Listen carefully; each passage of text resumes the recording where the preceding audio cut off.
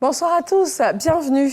L'inspection générale d'État a remis son rapport d'activité annuel au vice-président de la République.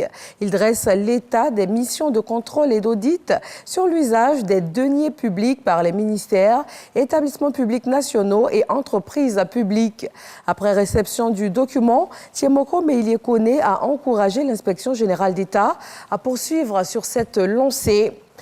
La première session ordinaire du SESEC s'est ouverte ce jeudi matin. Dans son allocution inaugurale, le président du Conseil économique, social, environnemental et culturel a annoncé les thématiques qui vont faire l'objet de réflexions et d'échanges au cours des séances plénières de l'institution. En bonne place figurent l'environnement et l'économie numérique. Sur le plan sécuritaire, la Côte d'Ivoire bénéficie d'un soutien de près de 500 millions de nos francs grâce au partenariat innovant pour le renforcement de l'engagement civilo-militaire dans le nord du pays. Cela a été formalisé par une signature de partenariat entre la Côte d'Ivoire, les Pays-Bas et les États-Unis d'Amérique. Abou Sanogo. Signature de partenariat d'un montant de 742 500 €, soit près de 500 millions de francs CFA. Le Royaume des Pays-Bas marque ainsi son engagement auprès de la Côte d'Ivoire pour le renforcement sécuritaire local dans le nord du pays. Il n'y a pas de paix sans développement, il n'y a pas de développement sans la paix, il n'y a pas de paix ni de développement sans la sécurité.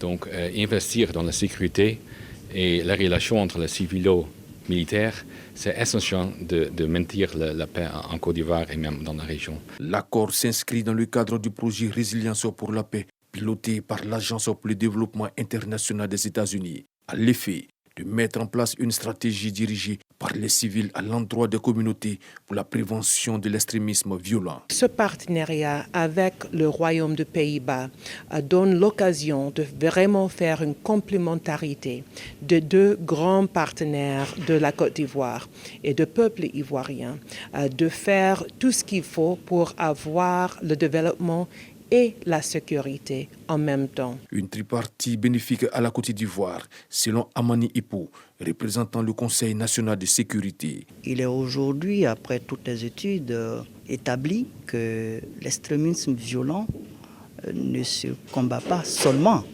avec l'armée, mais qu'il y a une forte implication des populations qui est nécessaire pour juguler le fléau. Ce mémorandum qui vient d'être signé va permettre le renforcement des capacités, non seulement des communautés, mais des cellules civilo-militaires qui permettent donc de fédérer l'action des militaires et des populations dans le cadre de cette lutte. Le projet Résilience pour la paix est financé par les États-Unis.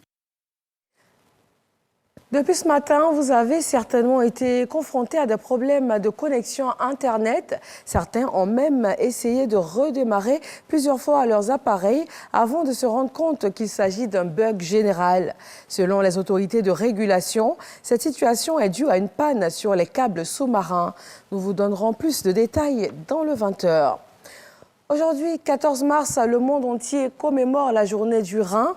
800 millions de personnes sont concernées par les maladies chroniques telles que le diabète. En Côte d'Ivoire, 13% de la population est touchée et les cas les plus critiques ont recours à la dialyse. Les médecins font des recommandations essentielles. Surveiller sa glycémie car elle doit rester inférieure à 1 gramme et effectuer un examen urinaire une fois par an afin de préserver sa santé rénale. Et puis, sur la scène internationale, hier mercredi, le Nigeria a annoncé la réouverture de ses frontières terrestres et aériennes avec le Niger. Les contraintes économiques sont, elles aussi, tombées. Il s'agit notamment des transactions commerciales sur des axes qui ont toujours pesé dans les échanges transfrontaliers entre les deux pays pour les produits agricoles et le bétail. Pour l'instant, les autorités du Niger n'ont pas réagi officiellement à cette annonce.